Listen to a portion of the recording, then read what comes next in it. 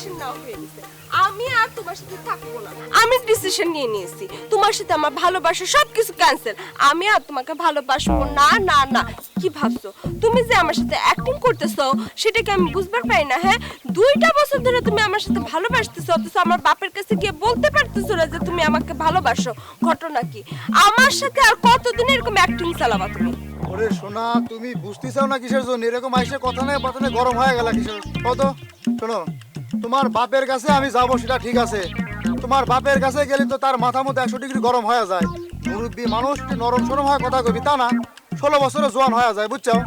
ওরে বাপ রে বাপ, এখন আমার বাপের এত দোষ? আগে হুঁশ ছিল না যখন আমার সাথে প্রেম করবার চাইছিল? এখন এসে আমার বাপের দোষ দিতেছে?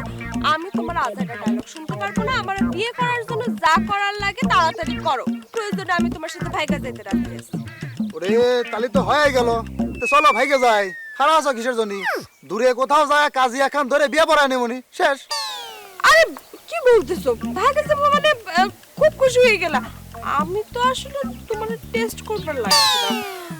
আমি না আসলে ভাইগে যেতে ভয় পাই। শুনো, আমার বাপ তো একরোখা মানুষ। আমি যদি তোমার সাথে ভাইগে যাই তাহলে তো সে এটা শুনে মনের দুঃখে কষ্টে ফাঁসি নিয়ে ফেলবে। ওরে তুমি বুঝতেছাও না কিসের জন্য? তুমি যদি আমার সাথে ভাইকে যাও সে ফাঁসি নিবি কে? সে ফাঁসি নিবি না, তাকে আমি চিনি। হয়তো একটু রাগ অভিমান করতে পারে, তোমার বাপ এত সহজে মরার না, বুঝছো? ফাঁসি নিবি না। চলো। আমি এত কিছু বুঝি না। তুমি আমার বাপরে বইলে কয়ে রাজি করো। আমি না পলায় যেতে পারবো না, আমার ভয় লাগতেছে। বললাম না, সে একরোখা মানুষ, সে আমাদের মাইনা নিবে না বিয়ের পরে। ওরে বাপ রে বাপ, তুমি তো খারার উপরে পোল্টি মারলে দেখা যায়। তুমি এই মাত্র কইলে আমার সাথে পলায়া যাবে, পলায়া যাওয়ার জন্য পুরো প্রস্তুত। হ্যাঁ, এখন আবার বলতেছো পলায়া যেতে পারবো না।